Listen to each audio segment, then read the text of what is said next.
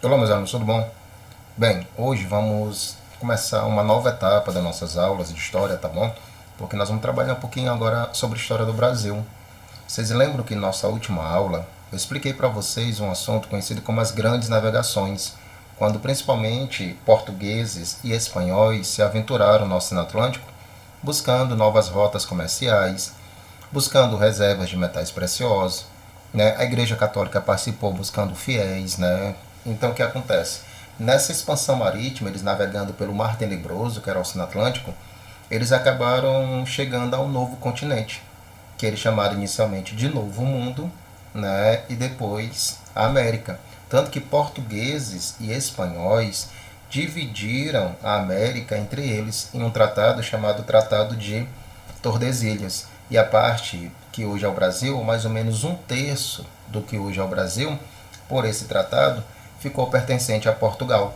E aí o que acontece, meninos? Devido a essas grandes viagens, essas expansão marítima ou viagens marítimas, os portugueses vão chegar no território brasileiro e vão começar a colonizar o Brasil. E o que significa colonizar um território? Colonizar um território, tu tem que ter três ações. A primeira ação é povoar. A segunda ação é administrar. E a terceira ação é explorar. Se tu está povoando, ou seja, ocupando, se tu está explorando e administrando um território, tu está colonizando. E durante muito tempo, o Brasil vai ser colônia de Portugal. Tá certo? Os portugueses vão colonizar o território brasileiro, porque eles vão chegar à América devido às viagens marítimas. E o navegador português, que oficialmente chegou ao Brasil em 1500, é o tão famoso Pedro Álvares Cabral, com a chamada Viagem do Descobrimento. Ok? Só que tem um detalhe, meninos. Quando os portugueses eles chegam ao Brasil, eles vão ter uma pequena decepção. Tá? Então, de 1500 a 1530, ou seja, da chegada de Cabral ao Brasil até 30 anos depois, Portugal não se interessou pelo território brasileiro. Observe bem no slide de vocês que está período pré-colonial, ou seja, a expressão pré, antes. De 1500 a 1530, Portugal não ocupou o Brasil. Portugal não povoou. Portugal não administrou. Tá certo? Ou seja, Portugal não tinha interesse inicialmente pelo território brasileiro. Não fundou vilas, não formou cidades. Tá certo? Porque simplesmente eles não tinham interesse. O que tu pode me perguntar? Professor, por que inicialmente Portugal não vai ter interesse no Brasil? Eu posso te falar alguns motivos. Um importante, os nossos índios, ou seja, os povos que vivem aqui no Brasil, eles não conheciam metais preciosos, eles não conheciam o comércio. Então, assim, Portugal não vai ver inicialmente esse contato com os nossos índios um retorno financeiro. Segundo detalhe, eles não vão encontrar ouro no território brasileiro, até porque os navios portugueses estão chegando em nosso litoral. Né? O primeiro litoral que eles aportaram foi ali na Bahia, na região de Porto Seguro. É porque os portugueses não tinham a menor ideia, senhores, que o Brasil tinha sim muito ouro. Só que as grandes reservas de ouro do Brasil estava uma região que hoje é chamada Minas Gerais, o estado de Minas Gerais. Se vocês pegarem o mapa do Brasil, vocês vão observar que Minas Gerais é uma região que fica bem no interior do Brasil, bem longe do litoral. Então, quando os portugueses chegam aqui, eles não vão encontrar metais preciosos. Então, foi outro motivo de não ter esse interesse. E outro ponto, vocês lembram que na última aula eu falei para vocês de um navegador português chamado Vasco da Gama, que ele conseguiu contornar o continente africano, ele conseguiu passar pelo Cabo das Tormentas e chegou às Índias, né, que era o comércio de especiarias que os portugueses tanto queriam. Então, meninos, de 1500 a 1530, Portugal tinha mais interesse no comércio com as Índias, lá com a Ásia, o comércio de especiaria, e realmente esqueceu o Brasil. Então, resumindo, o que foi o período pré-colonial?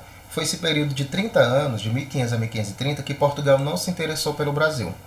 Portugal não colonizou o Brasil. Portugal não fundou vilas, nem um núcleo de povoamento, muito menos uma cidade. Por que Portugal não se interessou pelo Brasil? Porque os nossos índios não sabiam que era comércio e nem metais preciosos. Os portugueses não encontram metais preciosos no litoral brasileiro. E nesse momento a economia portuguesa estava voltada para o comércio com as Índias, para o comércio de especiarias. Tudo bem? Agora, nesses 30 anos, Portugal, tudo bem que Portugal não povoou o Brasil, não colonizou, mas Portugal também não deixou o Brasil abandonado. Portugal vai perceber que vai ter condição de desenvolver uma atividade econômica que vai dar dinheiro. que é justamente a árvore que vai dar nome ao nosso território, o pau-brasil. Meninos, o pau-brasil é uma árvore que tem as seguintes características. A madeira, o tronco do pau-brasil, é uma madeira leve e resistente, boa para fabricar navios. E o miolo do tronco, ele extrai uma tinta de cor vermelha para pintar tecidos. Isso dava um bom dinheiro, tá certo? E aí o que acontece? Os nossos índios, tá? Eles vão ter os primeiros contatos com os portugueses, onde serão relativamente contatos pacíficos, onde eles vão fazer um escambo. Se você já ouviu falar nessa palavra. O que significa escambo? É uma troca de produto por produto, um acordo.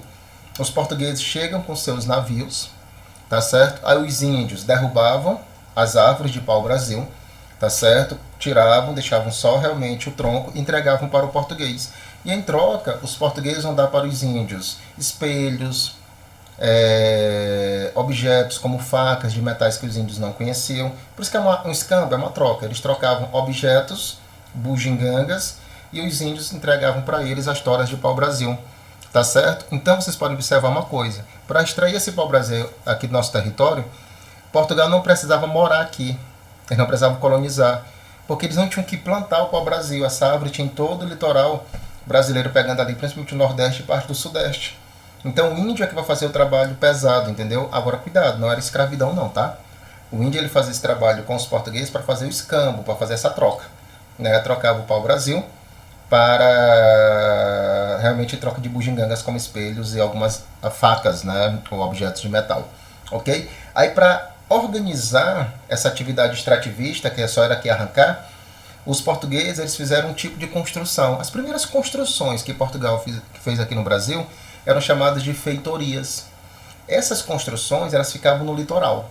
Elas eram espécie de armazéns fortificados, armazém e fortaleza. Por quê? Porque tinha canhões apontados para o mar.